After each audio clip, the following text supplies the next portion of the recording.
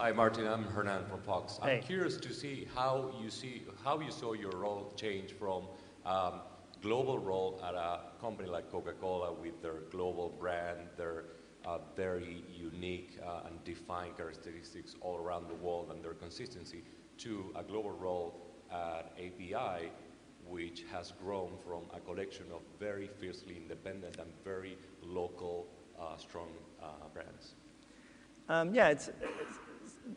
My role is really, at the moment, and not just my role, but the role of our new headquarters is really to help create this global company. That's why I call it the biggest startup in the beverage industry. Now, we're blessed with the fact that we have these brands, which are incredibly strong and powerful brands, and we're blessed with the fact that we have a very strong global footprint, and we have budgets that will allow you to do big and meaningful campaigns.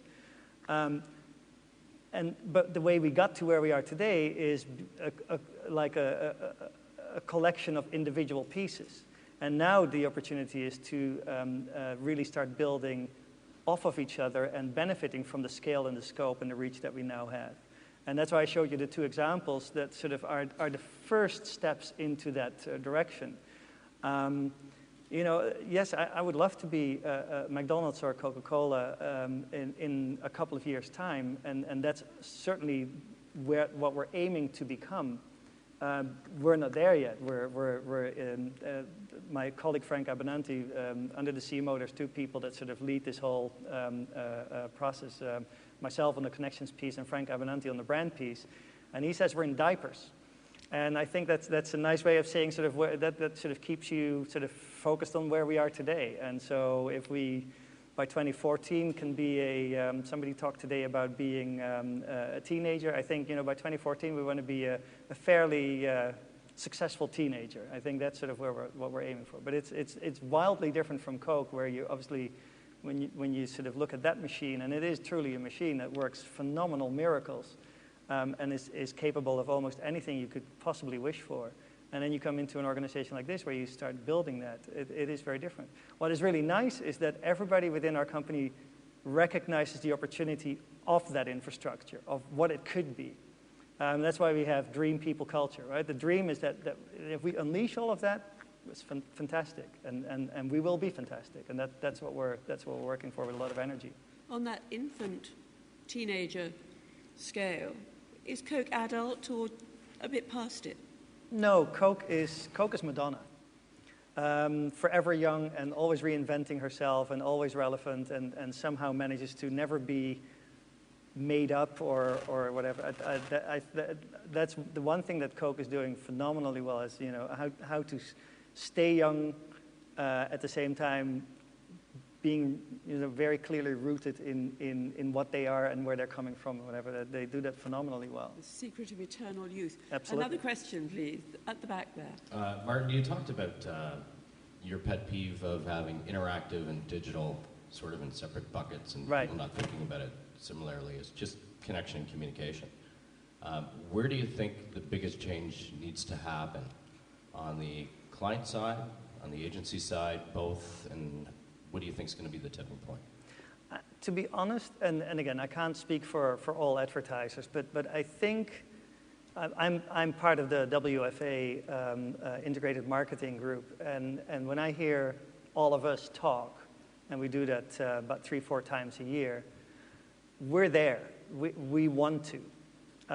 We don't know exactly how to, and so we still have a lot of learning to do internally at our end to sort of figure out about role sort and what kind of people do we then need in order to be able to do it, and so on and so forth. But I think we're there as a sort of mental model. I think where we're struggling is to, the whole partner thing. Jack talked this morning, he got the question, I think, about how many of the partners in that Coca-Cola Trophy Tour were Publicis, and I think he said 3. And so 7 other partners. And to bring all of that around the table and coordinate and structure and lead that is a hard job. That is not an easy job. That is something that the clients will have to learn. That's something that the agencies have to learn.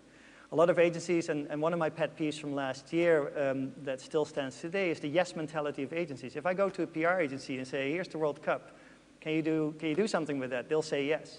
And then I'll say, and here's a new crown closure on our bottles in Poland. Can you do something with that? Yes.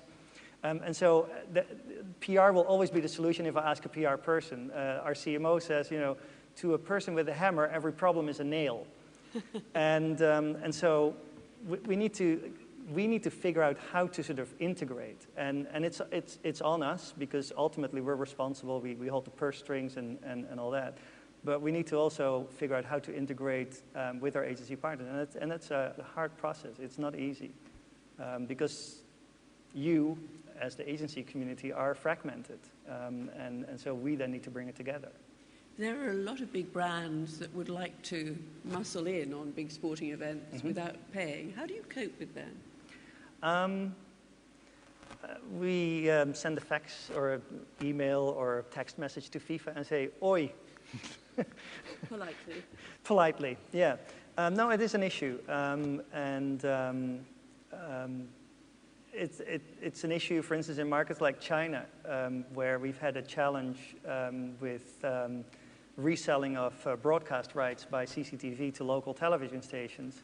And the local television stations sign up with CCTV for rebroadcast rights under the premise that they rebroadcast everything, including the precious airtime that we've bought.